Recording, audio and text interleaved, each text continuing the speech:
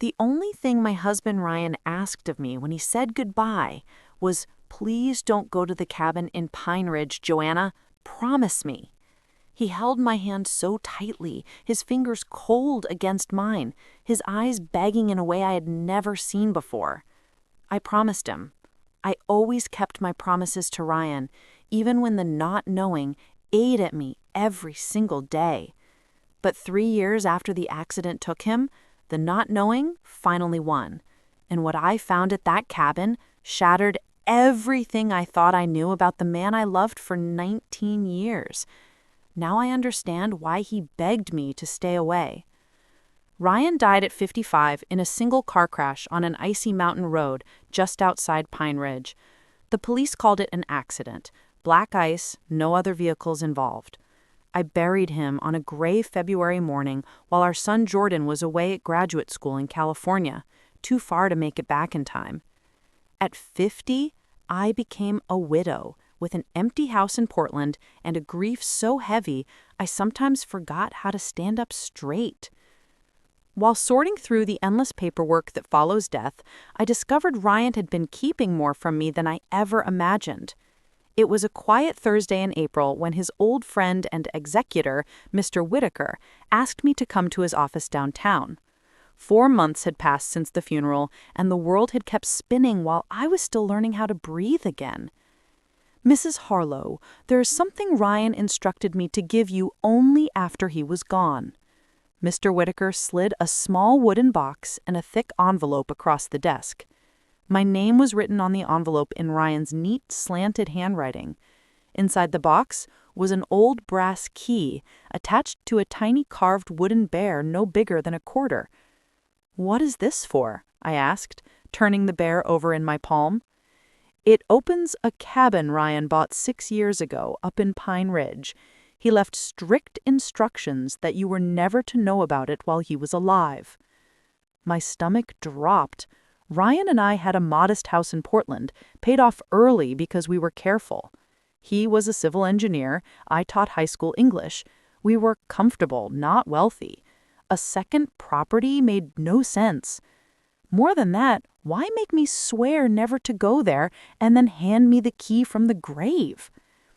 "It's called Bear Hollow Cabin," Mr. Whitaker continued. 22 acres on the ridge above the lake. Ryan bought it quietly through a trust. The weird part is the land value has exploded in the last 18 months. A company called North Star Developments wants to build an exclusive lodge and residential enclave. Your parcel sits right in the middle of their Phase 2 footprint. Offers are already in the 8-figure range. I felt the room tilt. Ryan hated Pine Ridge.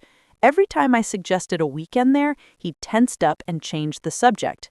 He grew up in that area, foster homes mostly, and he never wanted to talk about it. Why buy land there? Why hide it? "There was one more thing," Mr. Whitaker said quietly. "Ryan's half-sister Vanessa Caldwell and her 2 brothers, Trent and Bryce, have filed to contest the trust. They claim Ryan was impaired when he set it up, that the cabin should revert to family." Impaired? Ryan was sharp until the day he died. "They're claiming the medications after his back surgery affected his judgment. Given the money involved now, this could get ugly." I closed my fist around the little wooden bear. I'm going to Pine Ridge. 2 days later, I was winding up the narrow mountain road in my old Subaru, the brass key burning a hole in my pocket. The GPS lost signal 10 miles back, but I followed the hand-drawn map Mr. Whitaker had given me. When I finally turned onto a graveled drive almost hidden by pines, a hand-carved sign read, "Bear Hollow" in burned letters. The cabin that came into view wasn't a cabin at all. It was a stunning timber frame house with floor-to-ceiling windows, wrap-around decks, and a separate glass-walled studio looking out over the lake. Fresh cedar siding, new metal roof, solar panels gleaming. Everything about it screamed money and care poured into every detail. My legs shook as I climbed the front steps. The key turned smoothly, and the door swung open into a space that stole my breath. The great room was warm with honey-colored wood and a massive riverstone fireplace. But it wasn't the craftsmanship that stopped me cold. It was the photographs. Every wall was covered with framed black and white prints of lighthouses. Not generic ones, specific lighthouses I'd loved since childhood. Cape Blanco, Haketa Head, Yaquina Head, even the tiny destroyed one at Tillamook Rock I'd once cried over when a storm took it. My obsession. Ryan always smiled when I dragged him to yet another lighthouse, but he never once hinted he was building an entire gallery of them for me. On the coffee table sat a sleek silver laptop with a single lighthouse postcard propped against it. Cape Disappointment, the first one we ever visited together. Before I could move, tires crunched on gravel outside. Through the window, I watched a dark gray pickup pull up fast. 3 people climbed out, 2 men and a woman, all tall, all with Ryan's same sharp cheekbones and stormy gray eyes. The Caldwells arrived, and from the hard set of their mouths, they weren't here for a friendly welcome. I closed the door quietly and watched through the sidelight as they marched up the steps. The woman knocked hard enough to rattle the glass.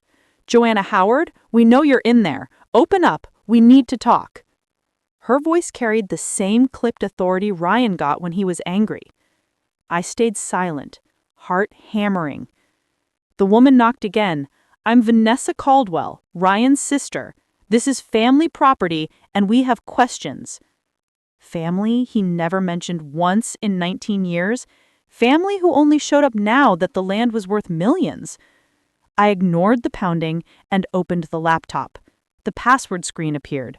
I typed our first date code, 0814-2004 Lighthouse, the silly nickname he gave me the night we met during a coastal storm. The screen unlocked to a folder titled For Joanna. Inside were 36 video files, one for every day of the first year without him. Ryan's face filled the screen. Healthy, smiling, sitting on this very couch months before the accident. "Hey, Lighthouse, if you're watching this, I'm gone, and you broke your promise." He laughed softly, the sound punching me in the chest. "I knew you would. You were always too curious for your own good." Outside, Vanessa was shouting now.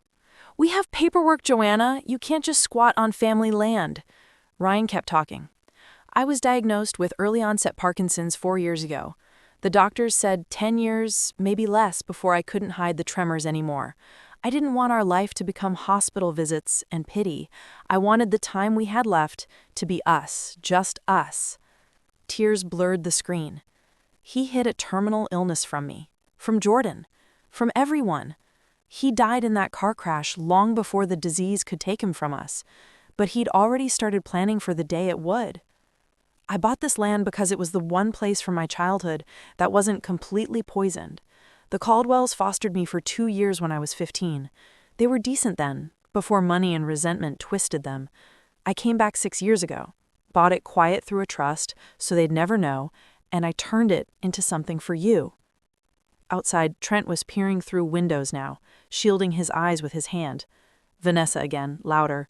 "We're calling the sheriff if you don't open this door." Ryan's voice stayed calm. "My siblings will come crawling the minute North Star's plans go public. They'll say the trust is invalid, that I wasn't competent. They'll try to drag Jordan into it too. But everything is ironclad. There's a fire safe behind a panel in the master closet. Combination is the mileage on our first road trip together, 4127. All the proof you need is inside." The video ended just as a sheriff's cruiser rolled up the drive, lights flashing. Vanessa waved triumphantly. I closed the laptop, adrenaline surging. They thought they were dealing with a grieving widow who would fold. They had no idea Ryan had prepared me for war. If this story shook you the way it still shakes me, subscribe to the channel and stay with me. There are more truths I need to share, and I don't want to walk this road alone. I took a deep breath, grabbed the laptop like a shield, and opened the door. The deputy was young, polite, clearly uncomfortable. "Ma'am, these folks say you're trespassing?" I smiled the calmest smile I could manage. "Officer, I have documentation that this is my property. My late husband anticipated this exact visit." Vanessa cut in, voice dripping venom. That man stole this land from his own blood. He was sick. Parkinson's ate his brain. He didn't know what he was signing. She wanted people to believe the disease had already destroyed his mind, when in reality, a patch of black ice took him first. Actually, I said, stepping forward, my husband was perfectly lucid, and he left video proof of exactly that, plus every document triple notarized. Would you like to see? The deputy glanced between us, then accepted the thick folder I pulled from the fire safe I had already located.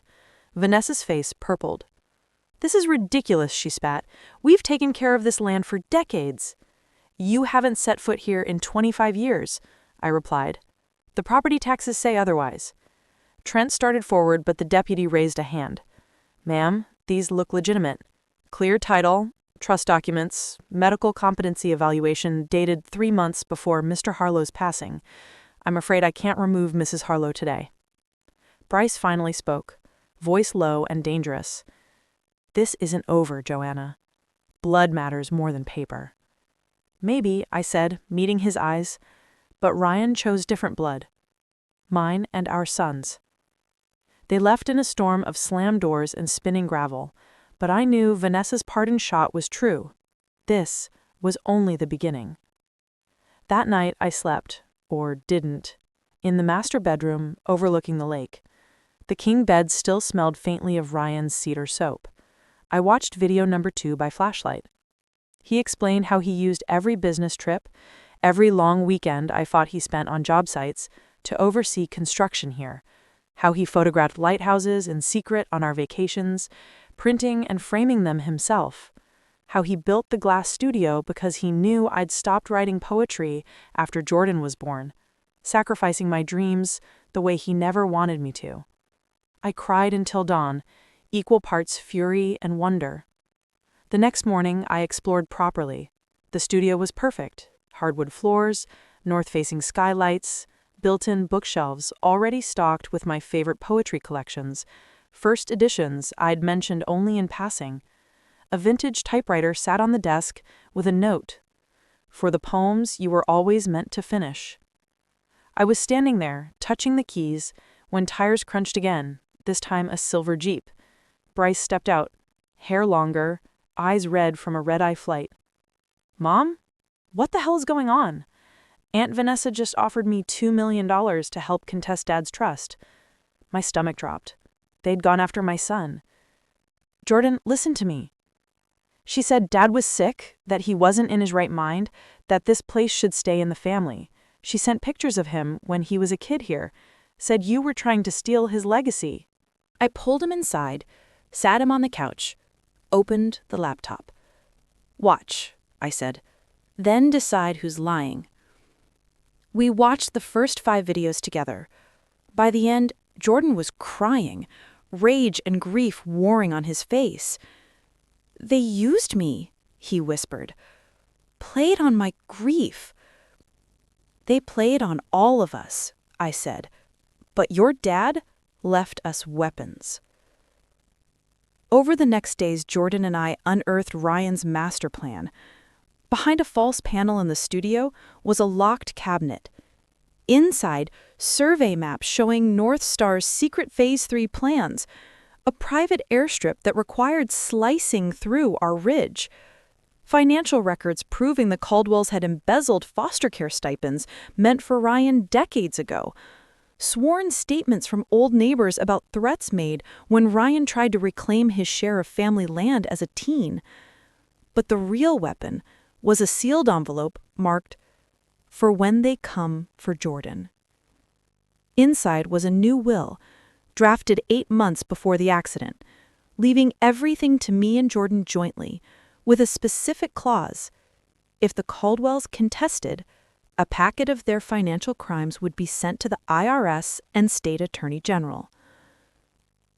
"Dad thought of everything," Jordan said, voice cracking. "He knew them better than we ever wanted to." We spent a week watching videos each morning like a strange kind of church. Ryan explained, apologized, guided. He told stories about his childhood I'd never heard, How Vanessa once locked him outside in the snow for forgetting chores. How Trent broke his arm and told social services Ryan fell off a bike. Every story ended the same. "I'm sorry I kept this from you. I just wanted joy for as long as I could give it." By day 10, Jordan and I were a team. We hired the attorney Ryan had secretly retained. We met with North Star executives using the maps from the hidden cabinet. We learned the ridge was worth closer to $30 million, with the airstrip included. Then we set the trap. 3 weeks after I first arrived, Vanessa, Trent, and Bryce showed up again, this time with their own attorney and a smug real estate broker in tow. I greeted them on the porch in a blazer and boots, hair pulled back, looking every inch the woman Ryan always said I could be when pushed. "Thank you for coming," I said pleasantly. "Shall we?" I led them to the dining room where Jordan waited beside our attorney and, to their visible shock, the regional vice president of North Star Developments. Vanessa recovered first. "What is this circus?" "This," I said, "is the only offer you're going to get." I clicked the remote. The big screen showed the full North Star plan, including the airstrip route straight through land the Caldwells still owned adjacent to ours.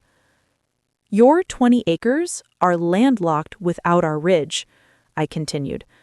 "North Star has offered me $28 million, contingent on clear title and your cooperation for easements." The VP nodded. "We're prepared to walk away if there's any cloud on the Harlow Trust." Trent went pale. "You can't." "I can," I said, "and I will. Unless." I slid 3 folders across the table. Option 2. You sign away any claim to Bear Hollow, pay my legal fees, and never contact my son again. In exchange, these documents detailing certain creative accounting from the 90s stay private. Vanessa opened her folder. Her face drained of color. "This is blackmail," she hissed. "No," I said calmly, "it's consequences. Something Ryan never got." Silence stretched thick and sharp. Bryce broke first. "Where do we sign?" 10 minutes later, they were gone. Tails between their legs, the ridge mine free and clear. Jordan hugged me so hard my ribs creaked. "Dad would be proud, Mom." "He always said you just needed the right storm to show what you were made of." That night, Jordan flew home to finish his degree, promising to spend every summer here. I stayed. I wrote my first poem in 22 years on that typewriter as the sun set over the lake. Then another. Then a whole collection. North Star paid fair market plus a preservation bonus I negotiated to keep the studio and half the acreage wild forever. The rest funds a scholarship for foster kids who love words the way I do. Sometimes I still watch Ryan's videos, though the year is long over. On the hardest nights, I play the very last one, recorded 2 days before the accident. He looks tired, but peaceful. Lighthouse. If you made it this far, you're stronger than I ever was. The cabin isn't the gift. The poems you'll write, the life you'll live without looking back, that's the gift. I was just the man lucky enough to love you while you found your way home. Turn around, Joanna. The camera panned slowly to the window behind him. There, carved into the deck railing, where I now sit every evening, were words I'd never noticed. She was always the light. I just built the tower. I trace those letters when the wind smells like pine and lake water, when the grief ebbs and the words flow again. Ryan asked me never to come here, Then he spent 6 years making sure I would. And every day I stay, I keep the promise he really wanted.